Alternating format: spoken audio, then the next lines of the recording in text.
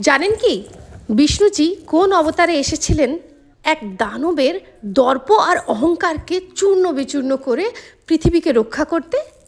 আসুন জেনে নিই। এই মহাপ্রলয়ের বীজ বপন হয়েছিল অনেক আগে, দক্ষ কন্যা দিতি এবং ঋষি কশ্যপের মিলনে। এক অশুভ লগ্নে জন্ম নিল এই দুই মহাশক্তিশালী দিতিপুত্র, হিরণ্যাক্ষ এবং হিরণ্যকশিপু। তাদের জন্মের সময় পৃথিবী কেঁপে উঠেছিল, উল্কাপাত হয়েছিল আকাশে।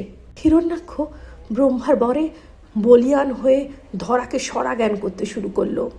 তার অত্যাচারে স্বর্গ মর্ত প্রকম্পিত।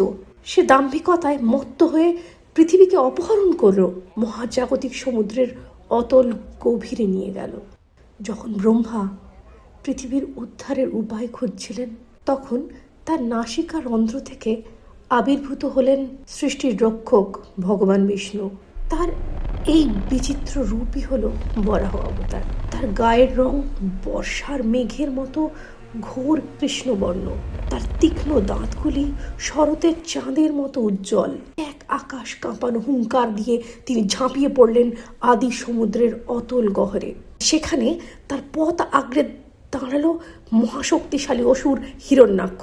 হিরণ্যাক্ষ বিদ্রুপ করে বললেন, বন্য পশু, আমার হাত থেকে পৃথিবীকে উদ্ধার করে নিয়ে যাওয়ার সাধ্য তোর নেই।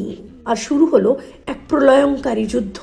হিরণ্যাক্ষের গদার আঘাতে সমুদ্র উত্তাল হয়ে উঠল, আর বরাহদেবের অমিত শক্তির সংঘাতে কাঁপিয়ে দিল সমগ্র ত্রিভুবন।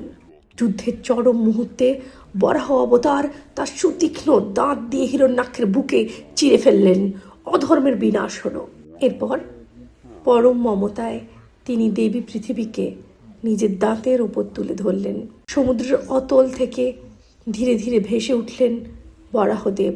পৃথিবীকে রক্ষা করে তিনি আবার তাকে তার কক্ষপথে স্থাপন করলেন। এভাবেই ভগবান বিষ্ণু বরাহ রূপে ধরিত্রীকে রক্ষা করে প্রমাণ করলেন, অধর্ম যতই শক্তিশালী হোক না কেন, ধর্মের জয় সুনিশ্চিত। জয় শ্রীহরি। বরাহ অবতারে এই অলৌকিক কাহিনী আমাদের শেখায় যে বিপদের মেঘ যতই ঘন হোক, আশার আলো ঠিকই ফুটে ওঠে। Thank you. পরের অবতারের জন্য স্টে টিউনড।